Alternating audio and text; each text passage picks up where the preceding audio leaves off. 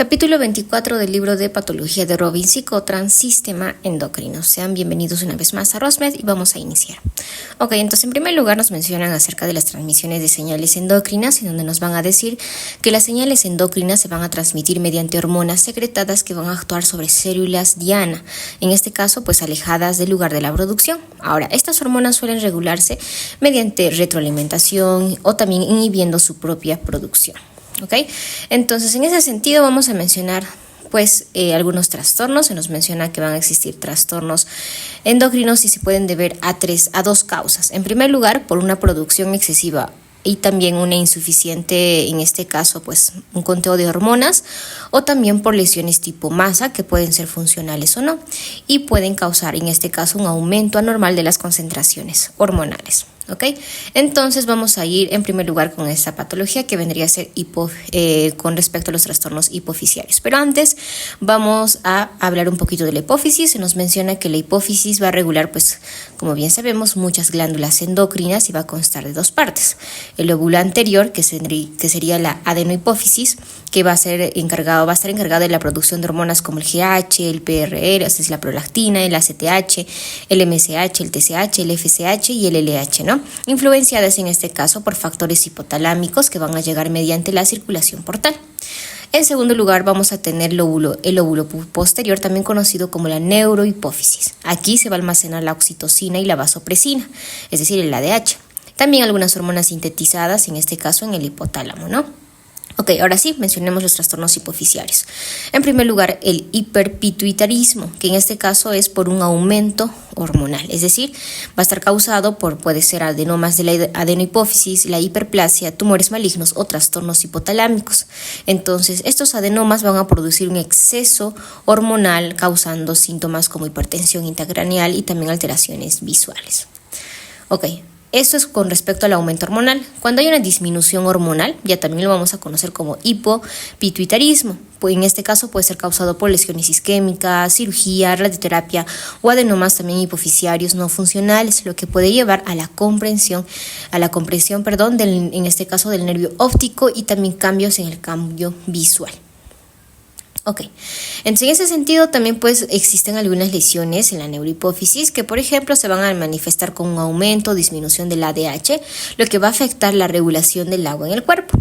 Y bueno, se nos menciona a continuación unos adenomas hipofisiarios y también con respecto a al hiperpituitarismo, ¿no? Por ejemplo, como mencionamos, existen los adenomas funcionales que básicamente estos tienen mucho que ver con la producción excesiva de una hormona, en este caso GH y la prolactina, o también una combinación de ambas. Ahora, en los adenomas no funcionales, estas no van a secretar hormonas, pero pueden causar hipopituitarismo, es decir, destrucción del tejido hipofisiario normal y por ende, va a haber una disminución de las hormonas. Ok, ahora existen tipos de adenomas, vamos a tener los microadenomas y los macroadenomas. Los microadenomas menores de 1 centímetro y los macroadenomas mayores de 1 centímetro y también pueden causar efectos de masa como compresión, en este caso de estructuras cercanas, ¿no?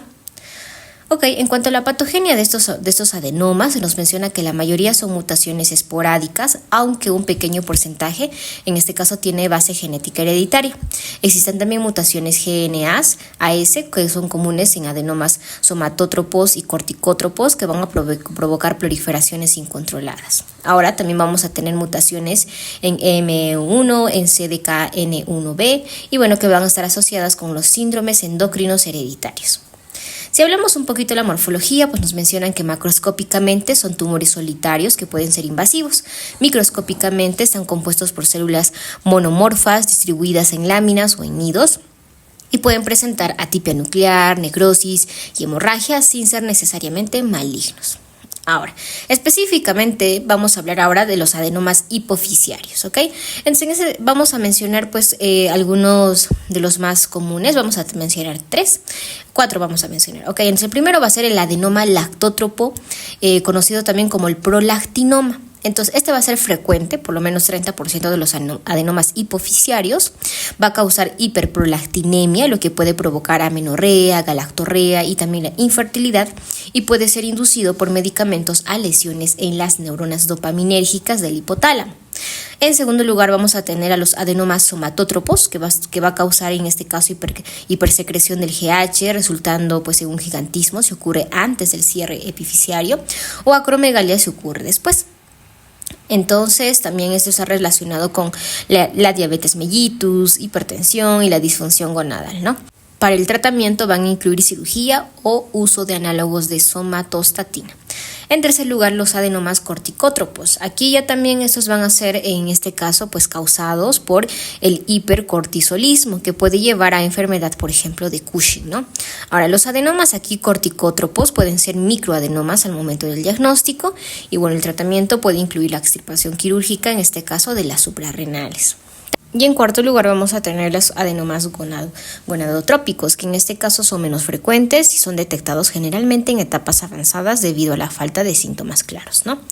Ok, ahora hablemos acerca del hipopituitarismo de manera más detallada. Entonces, el hipopituitarismo es una condición en que la glándula pituitaria, pues, es decir, la hipófisis, no va a producir suficientes hormonas, como hemos mencionado, ¿no? Ahora, puede resultar de varias causas que van a afectar el hipotálamo. La hipófisis en este caso, o también puede ser ambos, ya sea el hipotálamo o la hipófisis. Ahora, la hipofunción como tal de la glándula pituitaria ocurre cuando se pierde por lo menos alrededor del 75% de su parenquima, lo que va a llevar a una disminución significativa de la producción hormonal. Los síntomas aquí van a variar según la hormona, en este caso, que va a faltar, ¿no? Las causas más comunes del hipopituitarismo van a ser las siguientes.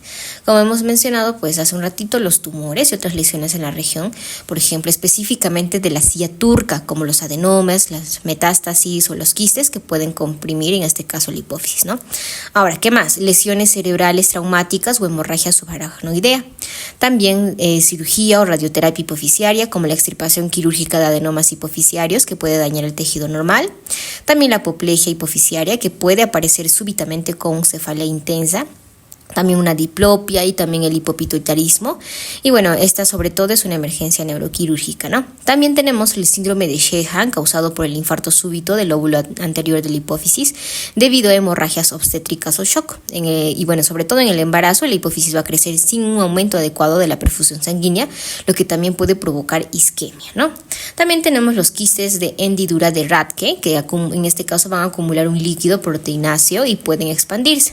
También están los síndromes de la silla turca vacía, que puede ser primario, es decir, por defectos en el diafragma celar, o secundario después de la cirugía o la radioterapia. Ok, también tenemos los defectos genéticos como mutaciones en el gen PIT1 que van a afectar la producción de GH, PRL y el TSH, ¿no? Y finalmente, pues lesiones hipotalámicas en sí, que van a interferir en la distribución de factores liberadores de hormonas hipofisiarias y pueden afectar la secreción del ADH, lo que lleva a diabetes insípida.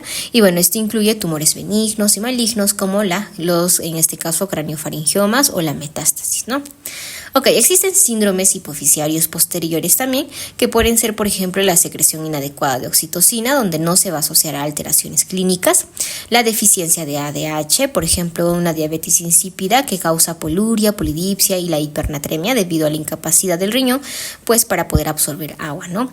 También están los síndromes de secreción inadecuada del ADH, que van a causar hiponatremia debido a la reabsorción excesiva del agua, con en este caso edema cerebral y disfunción neurológica. Se va a asociar esto con una secreción ectópica del ADH por tumores malignos, como por ejemplo un carcinoma de células pequeñas de pulmón y algunas enfermedades pulmonares también que no son neoplásicas, pero tienen lesiones hipotalámicas, ¿no?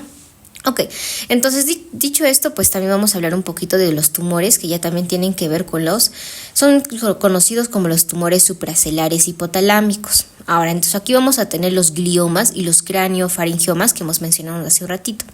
Entonces, estos son los más frecuentes. Los craniofaringiomas tienen una distribución bimodal de la incidencia entre niños de 5 a 15 años y en adultos mayores de 65 años.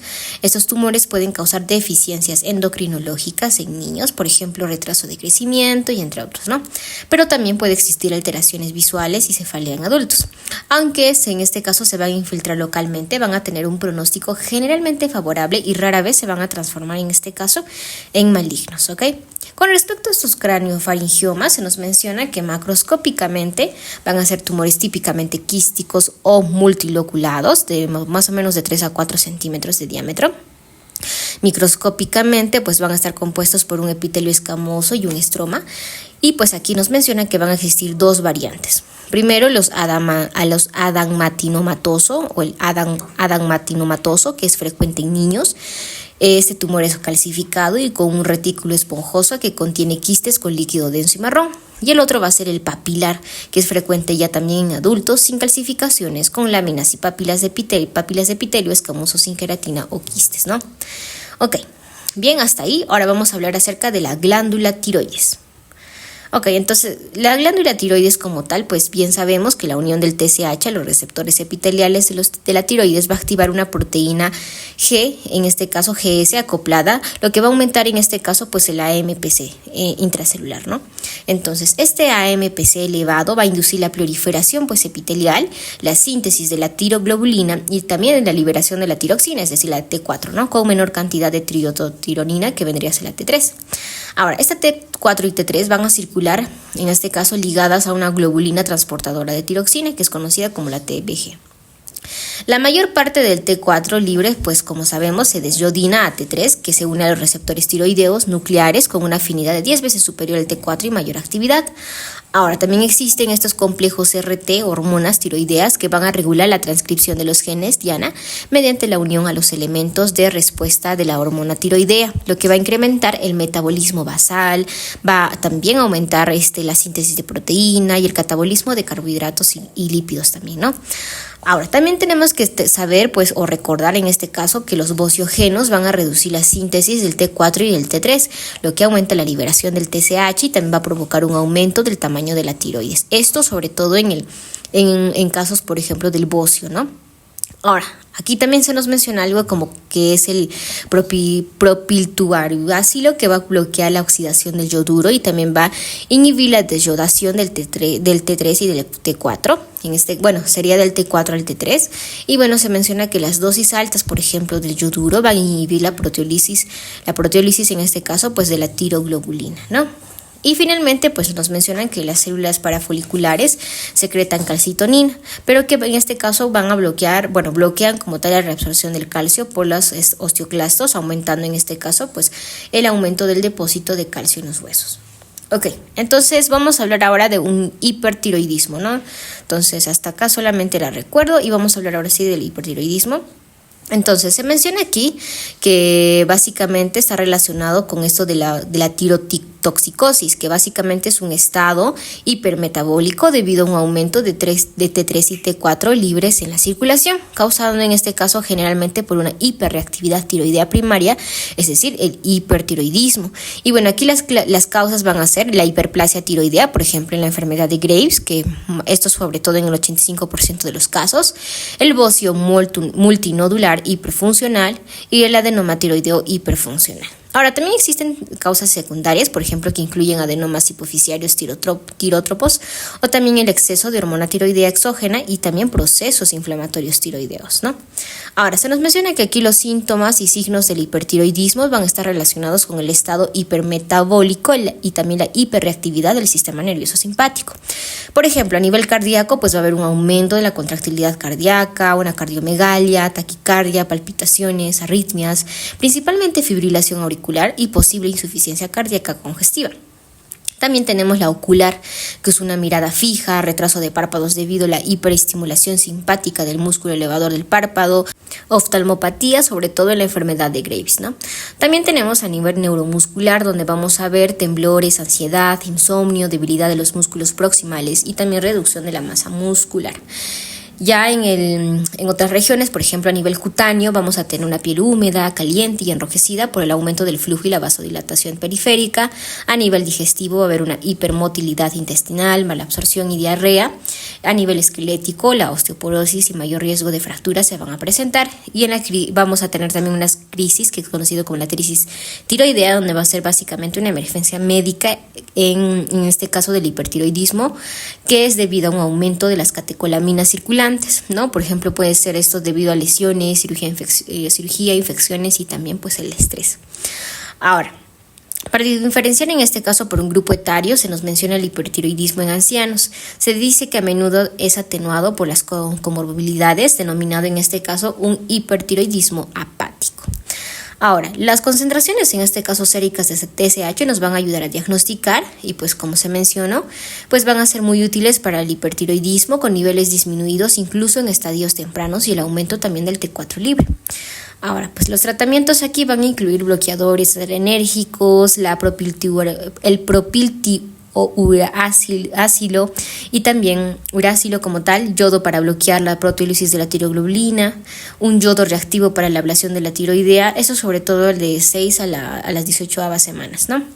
Ok, ahora vamos a hablar del hipotiroidismo. Entonces, en el hipotiroidismo ya también va a ser el resultado de los trastornos que van a interferir en la producción adecuada de las hormonas tiroideas o la capacidad, en este caso, de los órganos terminales para responder, en este caso, a ella, ¿no? Entonces, en el hipotiroidismo, en adultos sobre todo, se va a asociar con fatiga, intolerancia al frío, apatía, reducción a la actividad simpática, por ejemplo, va a haber menos sudoración o también estreñimiento. Y en el hipotiroidismo neonatal va a causar causas, en este caso, o trastornos graves en el desarrollo, por ejemplo, el cretinismo, ¿no? Ahora, se nos menciona que existe un hipotiroidismo primario y un hipotiroidismo secundario. En el hipotiroidismo primario, las causas más comunes aquí van a incluir tiroiditis autoinmunitaria, por ejemplo, es esto del Hashimoto, el bocio endémico por deficiencia de yodo y consumo de bociógenos. Las causas, en este caso genéticas, van a incluir mutaciones en genes que afectan el desarrollo tiroideo, por ejemplo, el PAX8. Y bueno, en cuanto a las cirugías o la radiación sobre las glándulas tiroides, también pueden causar hipotiroidismo primario, ¿no? Ahora, en el hipotiroidismo secundario vamos a tener ya también que es debido a la deficiencia del TSH o el TRH. Las pruebas aquí más sensibles va a ser el aumento del TSH en el hipotiroidismo primario y las concentraciones de T4 están reducidas en cualquier proceso del hipotiroidismo. Ok, hace ratito hemos mencionado sobre el cretinismo. Entonces, ¿qué es el cretinismo?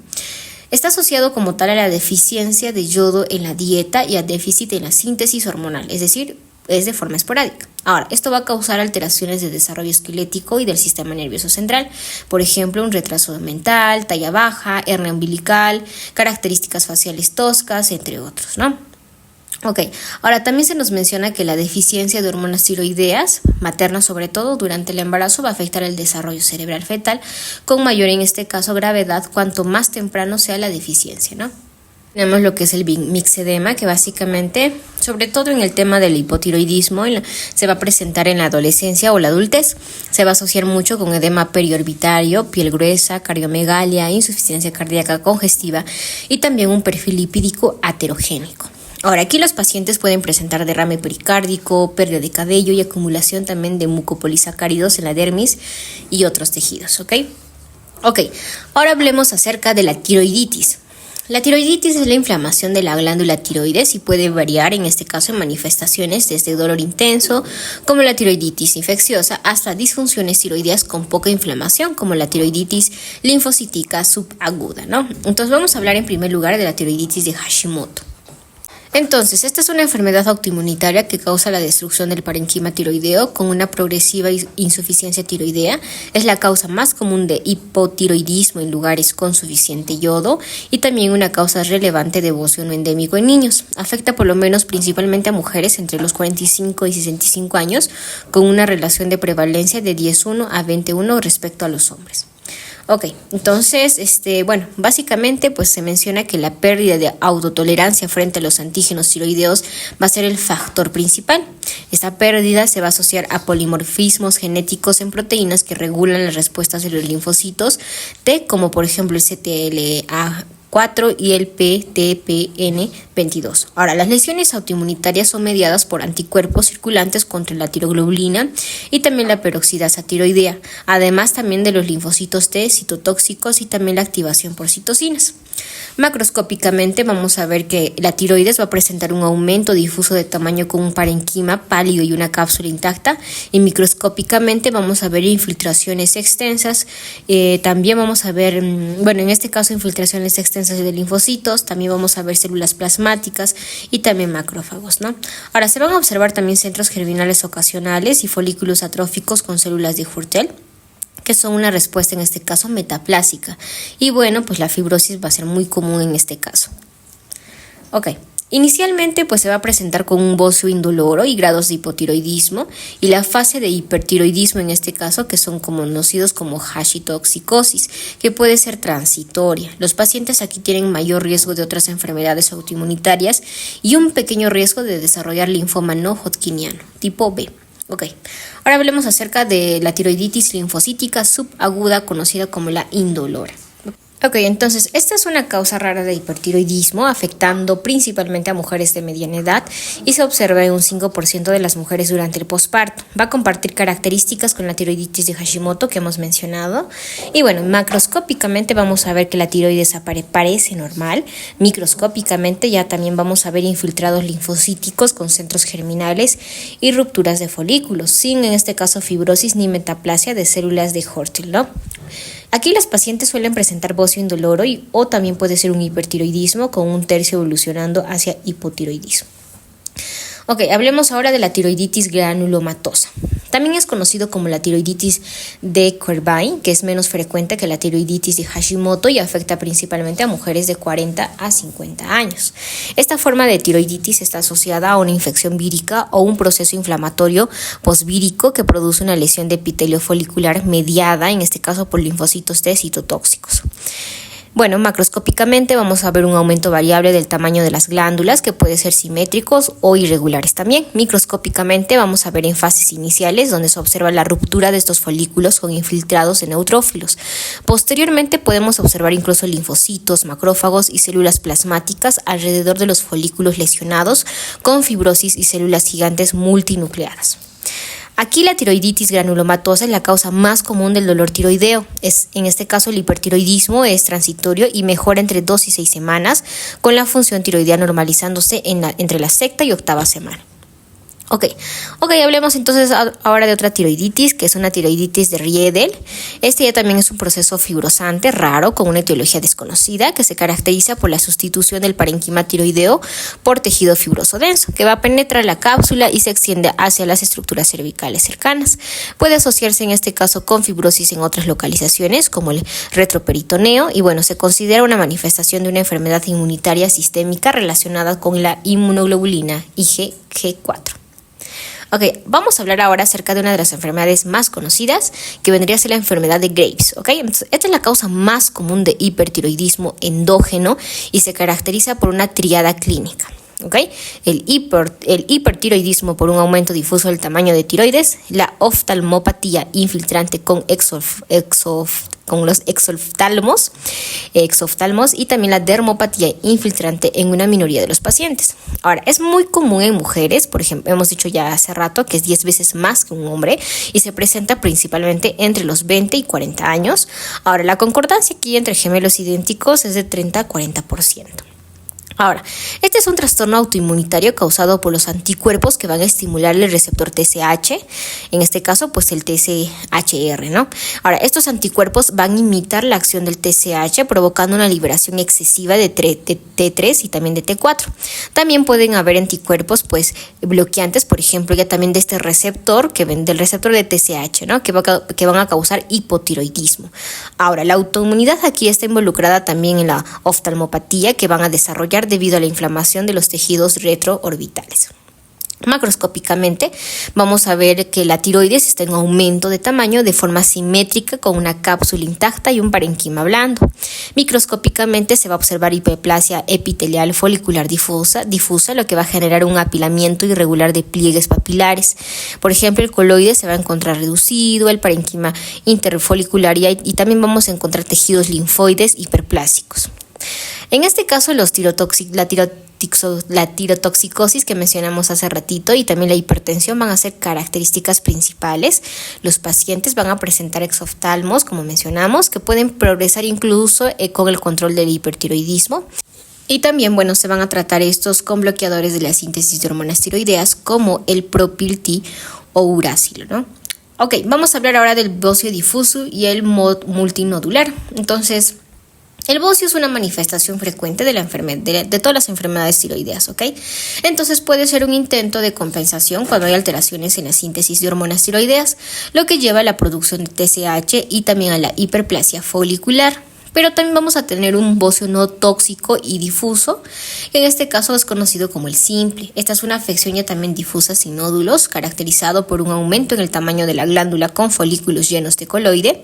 Puede ser causado por deficiencia de yodo o por sustancias bociógenas en la dieta.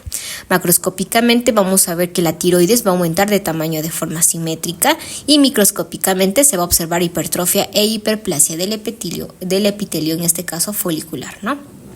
Ok, vamos a hablar ahora, pues siempre tenemos que hablar de las neoplasias, ¿no? Entonces vamos a mencionar algunas neoplasias también de la tiroides. Entonces, tiene que ver, en cuanto a la relación mujer-hombre es de 4.1, el riesgo de malignidad aquí va a ser menos de 1% de los nódulos solitarios. En este caso, estos van a ser malignos, el 1%, pero esto va a equivaler entre 15.000 nuevos casos anuales. Ahora, los factores de riesgo que son más importantes aquí para presentar malignidad van a ser los siguientes: nódulos solitarios, pacientes jóvenes, por lo menos menor de 40 años, nódulos en hombres, antecedentes de radioterapia en cabeza y cuello y nódulos que no captan yodo radioactivo. En este caso, por ejemplo, van a ser conocidos como los nódulos fríos. Ahora, también tenemos adenomas tiroideos, por ejemplo, estas van a ser lesiones encapsuladas derivadas del epitelio folicular. La mayoría en este caso no son funcionales y no se convierten tampoco en malignos. Y bueno, en cuanto a la patogenia, nos dicen que existen mutaciones del TSHR o el GNAS en el 50% de los adenomas tóxicos, ¿no? Que en este caso son estos receptores. También mutaciones en el RAS o en el PIK3CA en el 20% de los adenomas no funcionales. Macroscópicamente vamos a ver una lesión solitaria bien encapsulada, blanquecino, grisáceo o pardo rojizo, y puede mostrar fibrosis, hemorragia o calcificaciones. Microscópicamente vamos a ver folículos uniformes con coloide, escasa actividad mitótica y también variabilidad nuclear.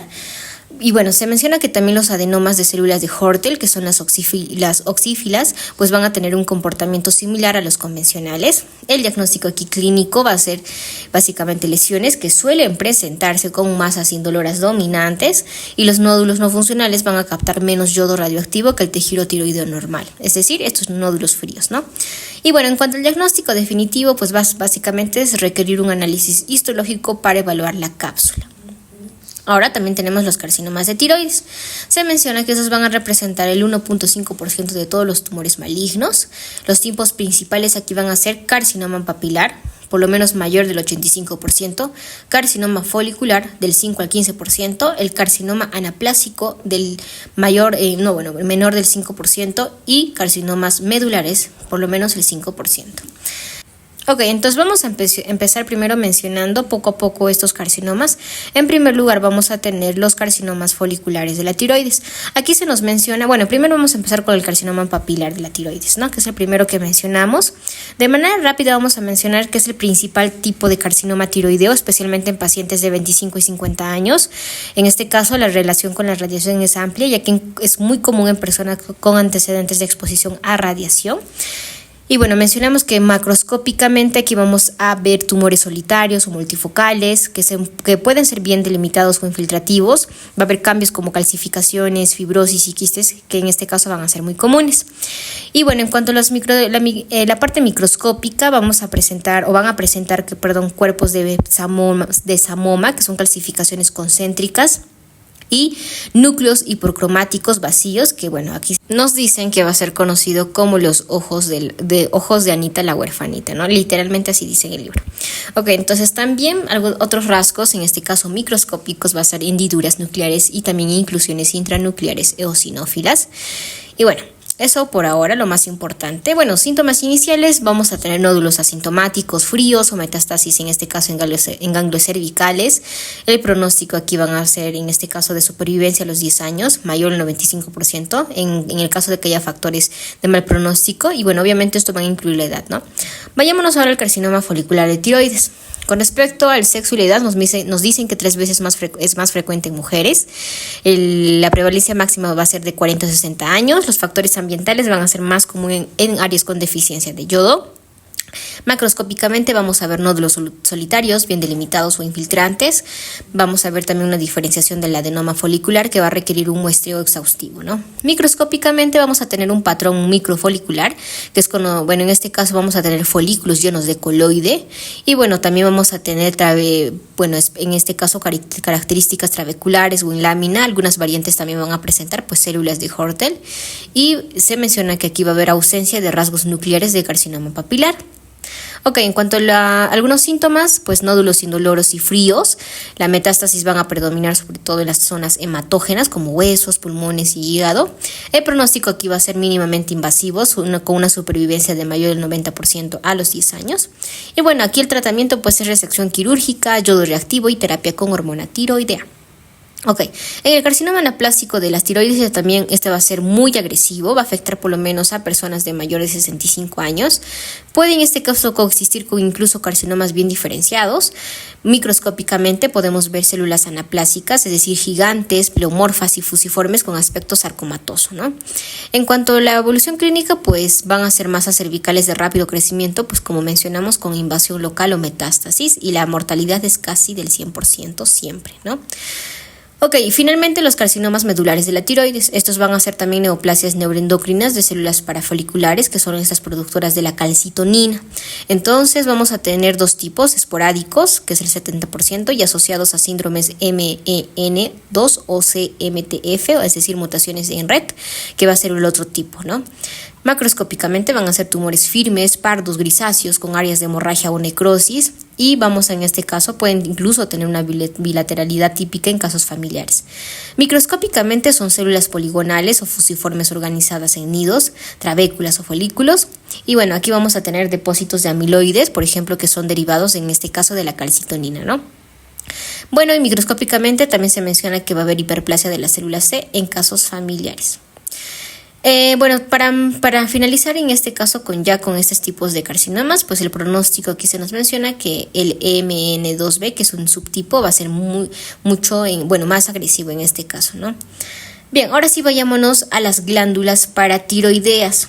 Ok, entonces las glándulas paratiroideas, pues como bien sabemos, van a desempeñar un papel crucial en la regulación del calcio sérico con la hormona paratiroidea, PTH, como principal mediador. Y aquí, entonces vamos a mencionar algunas de las en primer lugar, regulaciones, acciones del PTH, para luego hablar acerca del hiperparatiroidismo, por ejemplo. Ok, entonces la secreción del PTH va a responder directamente a los niveles del calcio ionizado. Por ejemplo, la hipocalcemia, que va a estimular la producción del PTH, y la hipercalcemia, que va a inhibir ya también la síntesis, ¿no?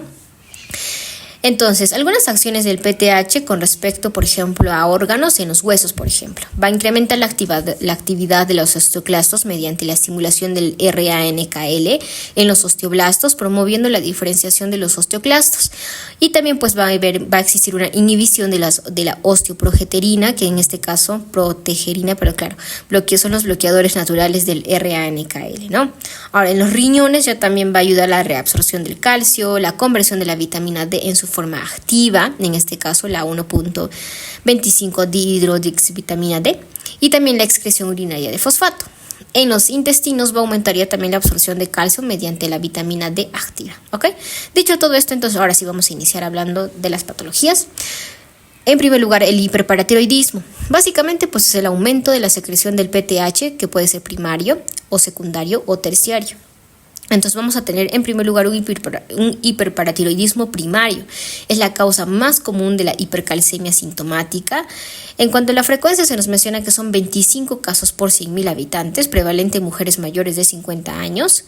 Esto puede ser en este caso causado por adenomas del 85 al 95%, la hiperplasia primaria del 5 al 10% y algunos carcinomas, estos menor incluso al 1%. Ok, entonces, ¿por qué se da el hiperparatiroidismo? Bueno, básicamente por sobreexpresión de la ciclina D1, esto en el 40% de los adenomas, y también mutaciones del gen MEN1, que es del 20 al 30%. Ok, entonces, como hemos mencionado que son 3 tipos de causas, vamos a mencionar la morfología de cada una de estas. En los adenomas vamos a tener tumores marrones, perduzcos, bien delimitados con escaso tejido adiposo. En la hiperplasia primaria van a afectar a todas las glándulas sin tejido adiposo, y en los carcinomas vamos a observar masas irregulares, invasivas, con diagnóstico basado en este caso en invasión y en metástasis, ¿no? Sin embargo, es en menos del 1%. Ahora, vamos a tener las formas asintomáticas y las formas sintomáticas. Asintomáticos van a ser en este caso detectados por niveles elevados del calcio sérico y el PTH, y sintomáticos vamos a tener con respecto a los órganos, ¿ya? Entonces, por ejemplo, en los huesos vamos a tener osteoitis fibrosa quística, osteoporosis y fracturas; en la renal, nefrolitiasis y nefrocalcinosis; en el digestivo ya también náuseas, estreñimiento, pancreatitis; en el sistema nervioso central, depresión, confusión, convulsiones; y a nivel cardíaco, las calcificaciones valvulares. Ok, ahora hablemos acerca del hiperparatiroidismo secundario.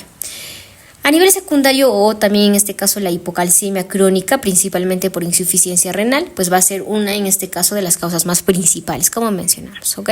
Entonces, dentro de los mecanismos vamos a tener esto por la retención de fosfato, que nos va a dar lugar a una hiperfosfatemia y luego a una hipocalcemia. Y también puede ser debido a la baja activación de la vitamina D, donde va a haber una reducción en absorción del intestino del calcio, ¿no? Ahora, las consecuencias de estos dos pueden ser cambios sociosimilares a los primarios, en este caso al hiperparatiroidismo primario, pero son menos severos, y también algunas calcificaciones metastásicas en vasos que son conocidos como las lesiones isquémicas, y bueno, esto es más conocido como la calcifilaxia, ¿no? Ok, también existe un hiperparatiroidismo terciario. En este caso va a surgir cuando la secreción del PTH va a persistir tras corregir la hipocalcemia crónica. En este caso, por ejemplo, como un trasplante renal, ¿no? El tratamiento aquí ya también va a ser resección quirúrgica. Ok, existen algunos tumores malignos que están asociados también, en este caso, pues a la baja a la producción en sí del PTH, ¿no? Entonces existe algo que se llama el síndrome paraneoplásico por producción de PTH-RP. Y bueno, básicamente es una imitación de los efectos de la PTH. Y bueno, también se menciona que aquí va a haber hipercalcemia más frecuente en pacientes con cáncer sólido o hematológico, por ejemplo, en el mieloma múltiple, ¿no? Ok, ahora vayámonos ya también al hipoparatiroidismo. El hipoparatiroidismo va a ocurrir debido a una disminución de la secreción o la función de la hormona paratiroidea, lo que va a resultar en una hipocalcemia. Ahora, algo que tenemos que diferenciar es que también existe un pseudo hipoparatiroidismo, que son trastornos que van a afectar, en este caso, como mencionamos, la regulación del calcio, ¿no? Entonces, en el hipoparatiroidismo, las causas pueden ser las siguientes. Vamos a tener 4 causas. Quirúrgica, que en este caso puede ser después de una tiroidectomía o tratamiento de hiperparatiroidismo. También tenemos en este caso las autoinmunitarias, que pueden estar asociadas o que están asociadas al síndrome de poliglandular autoinmunitario tipo 1, conocido como el APS1. También tenemos las genéticas, que obviamente van a existir mutaciones con ganancias de función en el gen CASR, donde van a aumentar básicamente la sensibilidad del receptor para el calcio, y también el hipoparatiroidismo familiar aislado, donde vamos a tener mutaciones en el gen del PTH que afectan al procesamiento de precursores, ya sean autosómicos dominantes o entre otros, ¿no? Ahora, también existen mutaciones con pérdida de función en el gen GCM2, responsable del desarrollo de las glándulas paratiroideas, y esto sobre todo en los autosómicos recesivos. Ok, el cuarto lugar o la cuarta causa puede ser ausencia ya también congénita, como por ejemplo en el síndrome de DiGeorge, donde básicamente hay ausencia de todas las glándulas paratiroideas. Ok, entonces van a presentar nuestros pacientes manifestaciones y van a depender de la gravedad y la cronicidad de la hipocalcemia. Vamos a tener 6 manifestaciones. En primer lugar, la tetania, que va a incluir calambres musculares, espasmos, sobre todo espasmos carpopedios. También vamos a ver un estridor laringio y también convulsiones. Con respecto a los cambios mentales, puede existir ansiedad, depresión o incluso la psicosis. En tercer lugar, manifestaciones intracraneales, por ejemplo, calcificaciones en los ganglios basales, trastornos de movimiento similares al Parkinson, hipertensión intracraneal. Y en cuarto lugar, los cambios oculares, que ya también se va a deber a calcificaciones del cristalino y cataratas. En quinto lugar, defectos cardíacos, que son, por ejemplo, aquí vamos a tener las prolongaciones del intervalo QT en el electrocardiograma, y algunos defectos dentales si ocurren en este caso en etapas tempranas del desarrollo, por ejemplo, en una hipoplasia de esmalte y formación anormal de raíces dentales, ¿no? Ok, hace rato hemos mencionado el pseudohipoparatiroidismo. Este básicamente es un trastorno genético en los que los tejidos diana son resistentes a la acción del PTH, lo que resulta en una hipocalcemia con hiperparatiroidismo compensatorio. La causa principal aquí va a ser las mutaciones en el gen GNAS1. Va a codificar en este caso pues una proteína G defectuosa que normalmente medía la actividad del PTH, ¿no? Entonces la resistencia como tal al PTH en los tejidos va a provocar dos cosas: hipocalcemia y hiperfunción compensatoria de las glándulas paratiroideas. Ahora, esta misma proteína G, que en este caso está defectuosa, va a mediar las acciones de otras hormonas como la TSH y la LH, la FSH, lo que puede en este caso también conducir a un hipotiroidismo o también a un hipogonadismo, ¿no? Ok, entonces vamos a hablar ahora de otra glándula que en este caso es el páncreas. El páncreas endocrino, en este caso, y la diabetes mellitus también son temas centrales pues al momento de hablar pues de las glándulas y las patologías. Entonces vamos a hablar del páncreas endocrino. Bueno, como sabemos, el páncreas contiene aproximadamente 1 millón de islotes de Langerhans compuestos por 6 tipos celulares principales. Entonces vamos a dividirlos en tipos mayores y tipos menores. En tipos mayores vamos a tener 4: células beta, células alfa, células delta y células PP. Ok, entonces en las células beta van a secretar la insulina. La función aquí va a ser regular el uso de la glucosa en los tejidos. Las células alfa van a secretar glucagón, que básicamente estimula la lipólisis, glucogenólisis y la gluconeogénesis hepática, que va a contrarrestar la insulina. Las células delta van a secretar somatostatina, que en este caso va a suprimir la liberación de la insulina y el glucagón. Y las células PP van a secretar polipéptido pancreático, que va a estimular la secreción gástrica y en este caso intestinal, inhibiendo la motilidad intestinal. Ok, entonces vayámonos ahora a los tipos menores, que vendrían a ser las células de 1, que van a sintetizar péptido intestinal vasoactivo, pues que van a estar encargados de la inducción de la glucogenólisis, la hiperglucemia y la secreción en el tubo digestivo, y las células enterocromáfines, que básicamente sintetizan serotonina, que van a estimular la motilidad intestinal. Ok, dicho esto, ahora sí vamos a hablar de las patologías. Diabetes mellitus.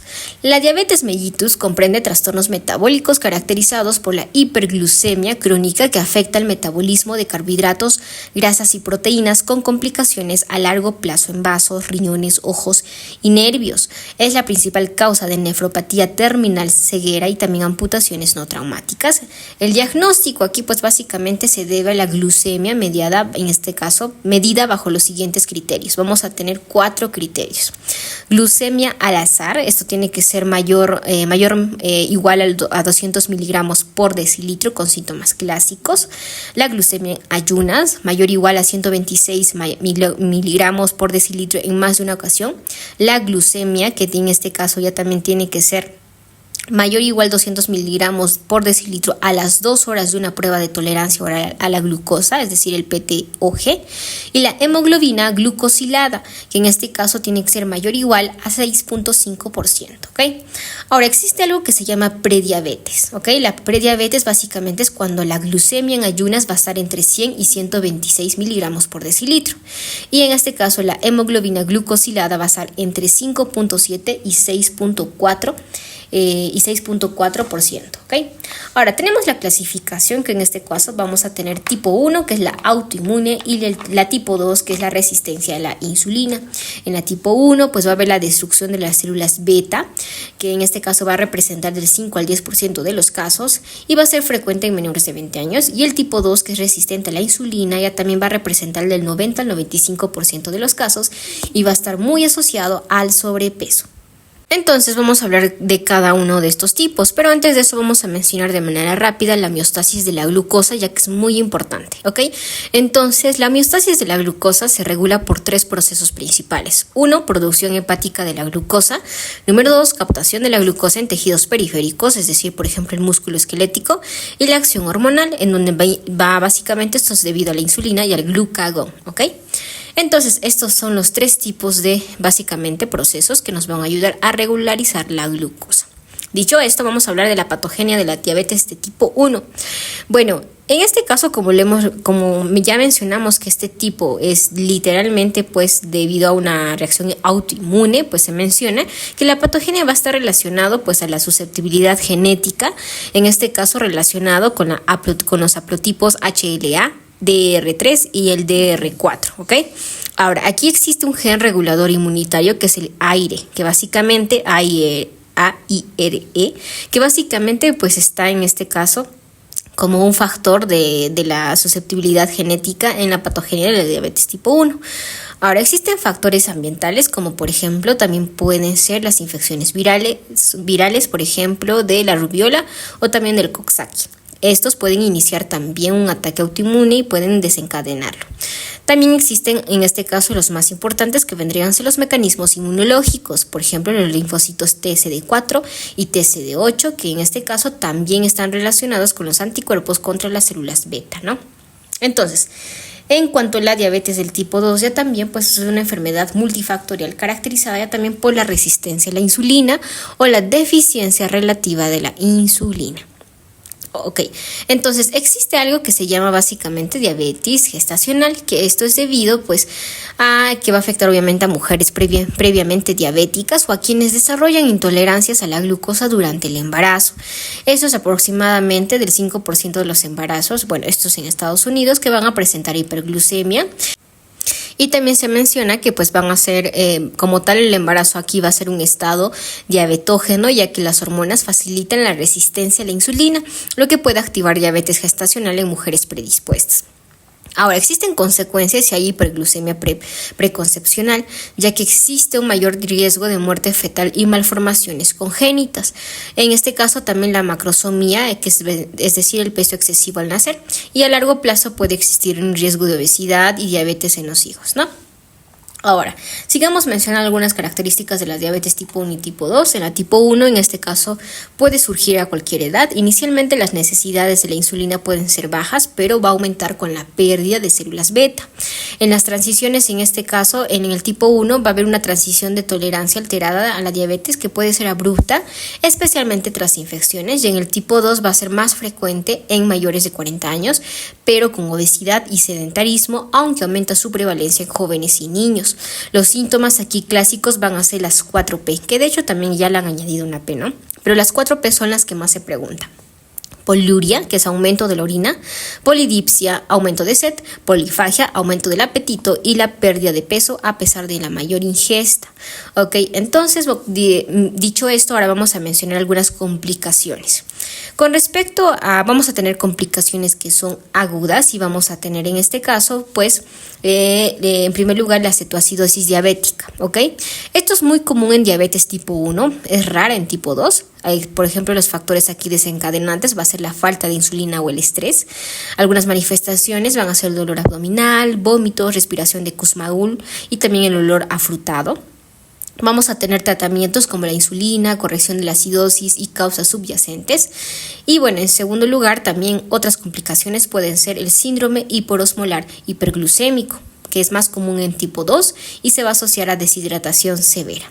En tercer lugar vamos a tener la hipoglucemia, que es más frecuente en ambas formas de diabetes. Desencadenantes en este caso van a ser la falta de comida, el exceso de insulina o el ejercicio. Y bueno, también algunos síntomas aquí pueden ser sudoración, confusión, mareos, taquicardia, entre otros, ¿ok? Ahora, existen también pues complicaciones ya más crónicas, por ejemplo las macrovasculares, en donde puede existir una aterosclerosis, donde va a haber un aumento en este caso riesgo de infarto, ictus o gangrena. Y microvasculares como nefropatía, es decir, un daño glomerular, retinopatía que puede causar ceguera y una neuropatía que en este caso puede dañar los nervios. ¿Ok? Ahora, dicho esto, hablemos un poquito de los procesos bioquímicos en estas complicaciones crónicas.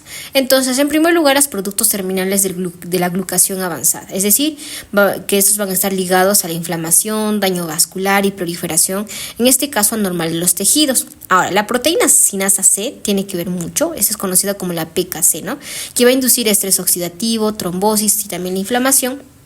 Ahora, también pues van a estar las vías de polialcoholes y estrés osmótico, ya que van a afectar nervios, el cristalino y también los riñones. Y finalmente vamos a tener la vía de la exosamina, que es básicamente va a generar proteoglucanos y van a desregular lo que son los factores como el TGF-beta. Ok. Bien, vayamos ahora a hablar acerca de las neoplasias endocrinas pancreáticas, que aquí básicamente son tumores endocrinos pancreáticos, que también son conocidos como los tumores de células de islotes. Van a constituir por lo menos el 2% de las neoplasias pancreáticas. Estas neoplasias pueden ser solitarias o múltiples, benignas o malignas, y van a ser secretoras de hormonas o no funcionales.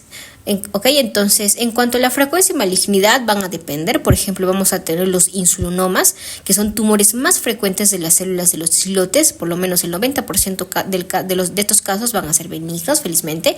Y van a existir también otros que son conocidos como los PANNET, que van a representar del 60 al 90%, pero estos sí son malignos, ¿ok?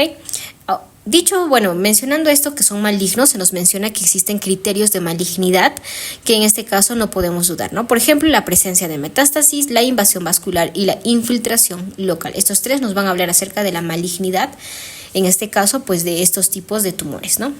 O de neoplasias.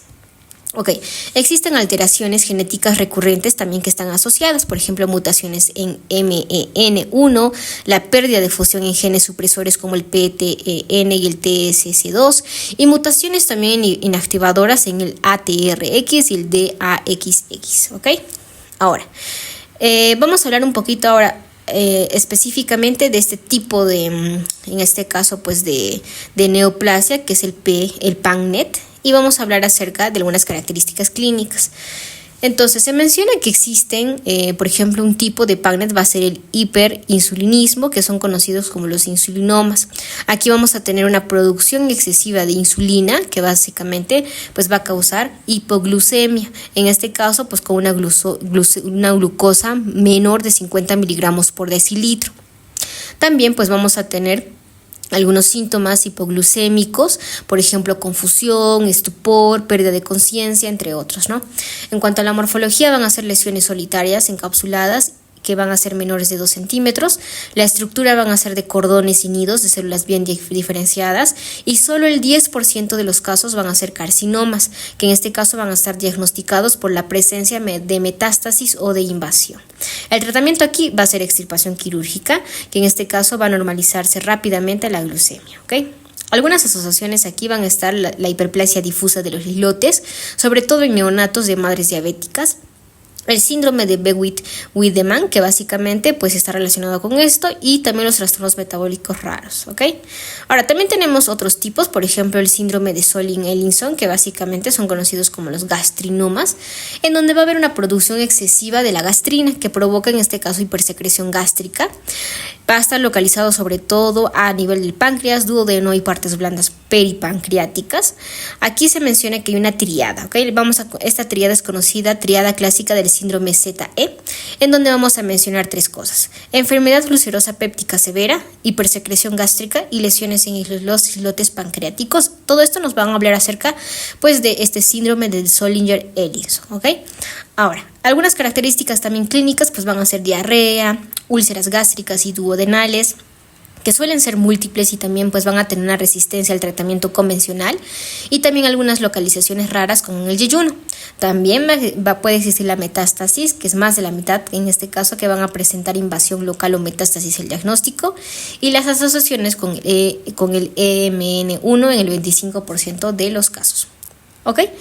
Ahora hablemos acerca de algunas neoplasias endocrinas pancreáticas que son menos frecuentes. Por ejemplo, los glucagenomas, que en este caso están relacionadas a las células alfa. Los síntomas aquí van a ser diabetes leve, eritema necrolítico migratorio, por ejemplo, una lesión cutánea, y la anemia. Ahora, también tenemos la somatostatina, que en este caso son ocasionadas por las células delta, están relacionados a las células delta.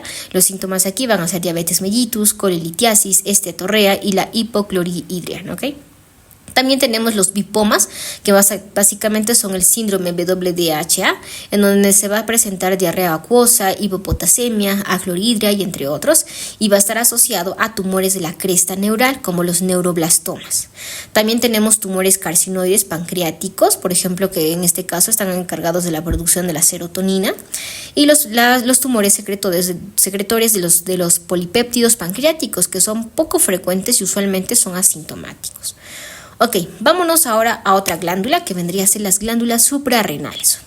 Entonces, como bien sabemos, pues anatómicamente tenemos la corteza suprarrenal que va a producir tres tipos principales de esteroides: los glucocorticoides, por ejemplo, cortisol; los mineralocorticoides, por ejemplo, la aldosterona; y los andrógenos suprarrenales, por ejemplo, el dehidrocepiandrosterona, que básicamente pues es otro tipo de hormona, ¿no? Ok, dicho esto, entonces vamos a mencionar los síndromes por hiperfusión suprarrenal. Entonces aquí esto básicamente se debe a la producción excesiva de uno o más esteroides. Puede ser, por ejemplo, en el síndrome de Cushing por un exceso de glucocorticoides. Puede ser en el caso del hiperaldosteronismo por el exceso de mineralocorticoides, y en el síndrome adrenogenitales por el exceso ya también de los andrógenos. Ok, entonces en primer lugar vamos a hablar del síndrome de Cushing, o conocido como el hipercortisolismo. La causa principal aquí va a ser básicamente los glucocorticoides exógenos, que son los más comunes, la hipersecreción hipofisiaria del ACTH, que están asociados a adenomas hipofisiarios, como por ejemplo en la enfermedad de Cushing del 70% de los casos, y el ACTH elevado, que va a responder solo a dosis altas de dexametasona. En tercer lugar, la producción ectópica del ACTH, que básicamente son tumores no hipofisiarios, por ejemplo el carcinoma pulmonar de células pequeñas, el ACTH elevado, y también que en este caso no va a responder a dosis de dexametasona. En cuarto lugar, neoplasias suprarrenales primarias. Vamos a tener aquí los adenomas al 10% o carcinomas del 5% con niveles bajos de ACTH, y también la hiperplasia cortical primaria independiente del ACTH, que está asociada a la hiperplasia macronodular o mutaciones genéticas. ¿Ok? En cuanto a la morfología, pues vamos a ver a una hipófisis, por ejemplo, donde vamos a tener una presencia hialina de Kruke, que es del depósito de queratina. Y en cuanto a las glándulas suprarrenales, vamos a ver glucocorticoides exógenos, por ejemplo, esto se ve en la atrofia cortical, y un aumento de endógeno del ACTH que va a dar lugar a una hiperplasia bilateral. Y también en las neoplasias, pues vamos a ver adenomas pequeños, amarillos, carcinomas grandes, no encapsulados, ¿ok?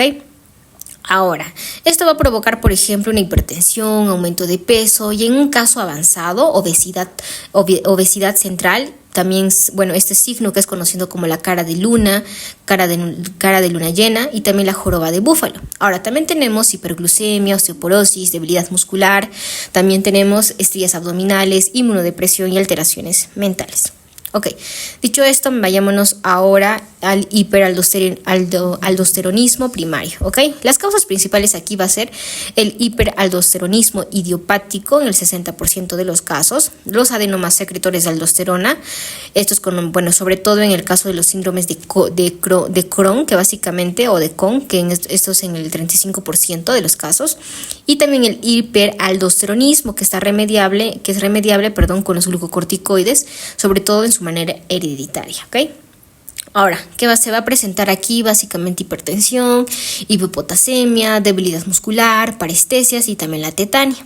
Para el tratamiento, pues se menciona que tiene que existir una resección de adenomas, antagonistas de la aldosterona, por ejemplo el espironolactona, entre otros, ¿ok? En cuanto a la morfología, se nos menciona que con relación a los adenomas, pues pueden ser, por ejemplo, pequeños, amarillos, encapsulados con cuerpos espironolactonas, y también la hiperplasia, pues puede haber un aumento de células similares a los de la zona glomerular. Ok, hablemos ahora de los síndromes adrogenitales, que vendrían en este caso a ser el tercer tipo, ¿no? Entonces vamos a tener, por ejemplo, neoplasias, que son más frecuentes en este caso, pues ocasionadas por los carcinomas. También tenemos hiperplasia suprarrenal congénita, por ejemplo, la deficiencia enzimática, el aumento del ACTH y la hiperplasia bilateral. Y también una deficiencia de la 21 hidroxilasa, que en este caso va a ser por tres causas: pérdida de sal, adrogenital virilizante simple y también un virilismo suprarrenal. Esto es básicamente, con respecto a la pérdida de sal, se menciona una ausencia total de aldosterona y cortisol, donde va a haber crisis de sal, hiponatremia, hiperpotasemia, entre otros.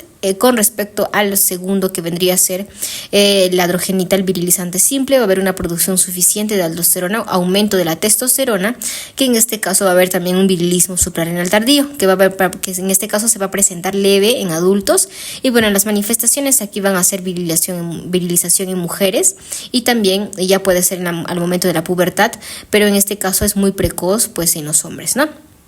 Ok, vayámonos ahora a hablar acerca de la insuficiencia córtico suprarrenal, que básicamente es una pérdida aguda o crónica primaria de la función suprarrenal o secundaria a disminución del ACTH. ¿Ok? Entonces a su vez van a tener unas formas o unas subformas.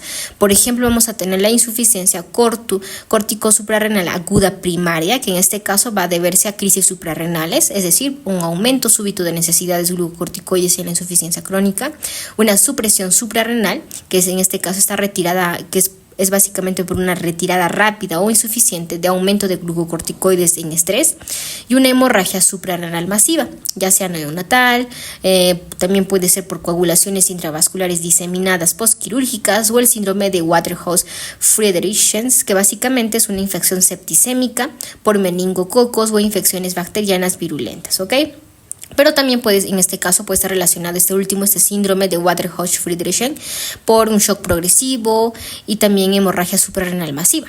Esto con respecto a la insuficiencia córtico suprarrenal aguda primaria. Ahora, existe otra que vendría a ser la insuficiencia córtico suprarrenal crónica primaria, en donde básicamente es la enfermedad de Addison, ¿no? Es una de las más conocidas aquí. Entonces, esto es debido a 4 causas. Vamos a tener la suprarrenalitis autoinmunitaria en el 60-70% de los casos. Aquí los síndromes van a ser poliendocrinopatía autoinmunitaria tipo 1, que esto va a estar relacionado a mutaciones en aire asociadas a candidiasis mucocutánea crónica y displasia ectodérmica, y también existe otro tipo de causa dentro de esta suprarrenalitis autoinmunitaria, que es el APS2, en donde vamos a hablar de la insuficiencia suprarrenal combinada con tiroiditis autoinmunitaria o diabetes tipo 1.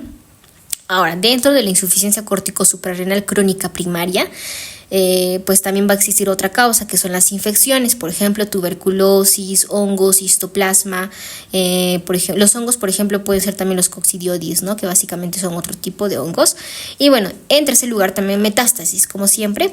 Es decir, tenemos carcinomas de pulmón o también pueden ser carcinomas de mama. Y en cuarto lugar, los trastornos genéticos, por ejemplo, una hipoplasia suprarrenal congénita o también la adrenoleucodistrofia, ¿ok? En cuanto a la clínica, pues aquí nos mencionan debilidad, fatiga, anorexia, pero pueden existir también alteraciones, por ejemplo, una hiperpotasemia, hiponatremia, hipotensión, hiperpigmentación cutánea, entre otros. Ok, en tercer lugar vamos a tener una insuficiencia córtico suprarrenal secundaria, que esta va a estar relacionada con trastornos hipotalámicos hipofisiarios. Aquí las características distintivas van a ser ausencia de hiperpigmentación, también la aldosterona normal no va a presentar hiponatremia ni tampoco hiperpotasemia, ¿ok? Bueno, también tenemos unas neoplasias córticos suprarrenales, por ejemplo, van a estar asociadas a síndromes como el Li-Fraumeni y Beckwith-Wiedemann, que lo hemos mencionado hace rato. Aquí vamos a tener de hecho 2 tipos. Los adenomas y pues los carcinomas, como siempre, ¿no? En los adenomas generalmente no son funcionales, y en cuanto a la morfología van a estar bien delimitados y de aspecto pardo amarillento. Los carcinomas ya también van a ser tumores agresivos, infiltrados y de mal pronóstico, y van a estar asociados a necrosis, hemorragia y un cambio quístico. ¿Ok? Vayámonos ahora a la médula suprarrenal y también a hablar acerca de uno de los más conocidos, un trastorno que vendría a ser los feocromocitomas. Estos son tumores productores de catecolaminas. De hecho, se menciona que existe una regla que es conocida como la regla del 10%, en donde básicamente vamos a hablar de 4 cosas: localización extrasuprarrenal, en este caso paraganglionar. Segundo, va a ser bilateralidad en casos esporádicos. Tercer lugar, va a ser malignidad del 10 al 40% en síndromes familiares. Y en cuarto lugar, la ausencia de la hipertensión. En cuanto a la clínica, se nos menciona que va a existir hipertensión paroxística, sobre todo, taquicardia, cefalea, sudoración. Las complicaciones aquí van a ser con respecto a insuficiencia cardíaca, infarto y también algunas arritmias. El diagnóstico va a ser por catecolaminas urinarias y metabolitos, por ejemplo, el ácido vainili-mandélico. Y también en cuanto a la morfología, nos mencionan algunos tumores bien vascularizados, por ejemplo, con cambios que también pueden tener cambios necróticos y también pueden ser quísticos, ¿no? Ahora, un dato muy importante aquí es que la insuficiencia suprarrenal aguda va a requerir manejo inmediato con corticosteroides para evitar un desenlace fatal. Ok, ya vamos a terminar y vamos a hablar ahora solamente pues de lo que vendrían a ser algunos síndromes de neoplasia endocrina múltiple, conocidos como los MN, ¿no? Que de hecho hemos hablado todo el rato de eso, pero no lo hemos mencionado. Creo que debimos mencionar en primer lugar eso.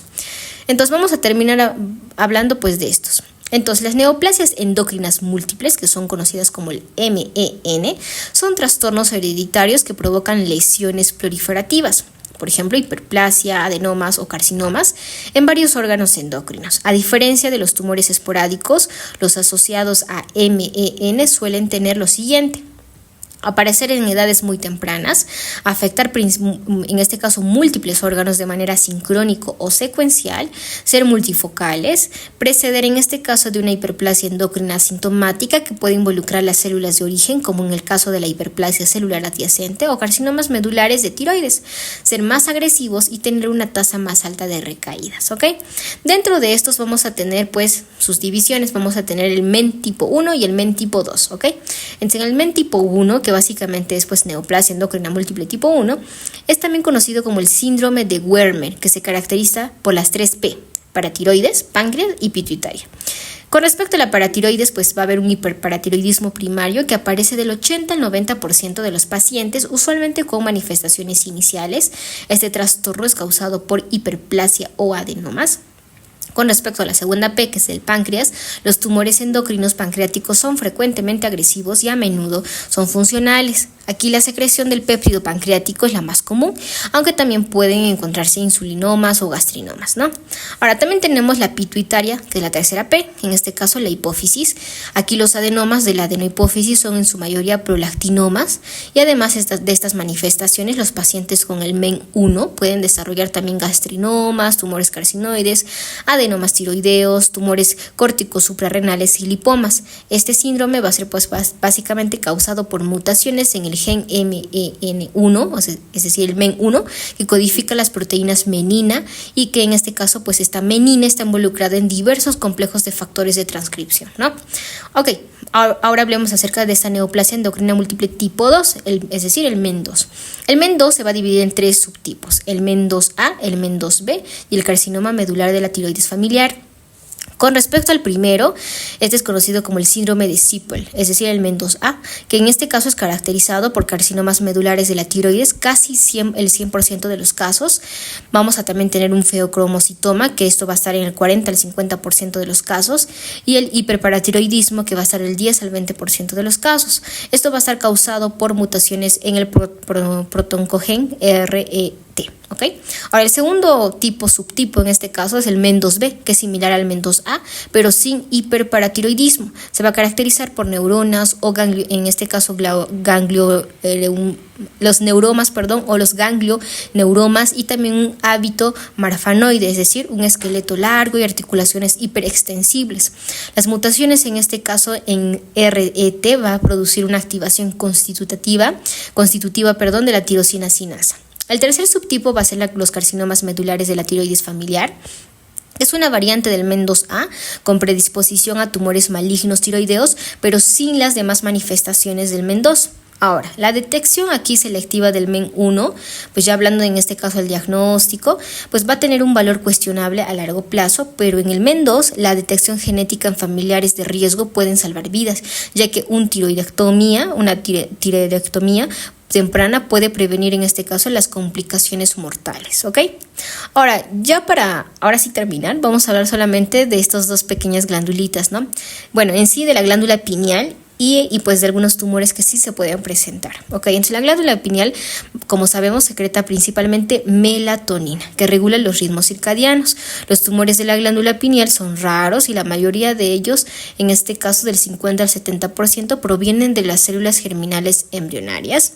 Y bueno, estos son conocidos como los pinealomas, que en este caso, pues estos pinealomas son tumores derivados de los pineocitos, a diferencia en este caso de los tumores de las células germinales. Se van a clasificar según su grado de diferenciación, ya sean los pineoblastomas, que en este caso son más agresivos que los pineocitomas, ¿ok? Bueno, de esta manera hemos terminado con este capítulo.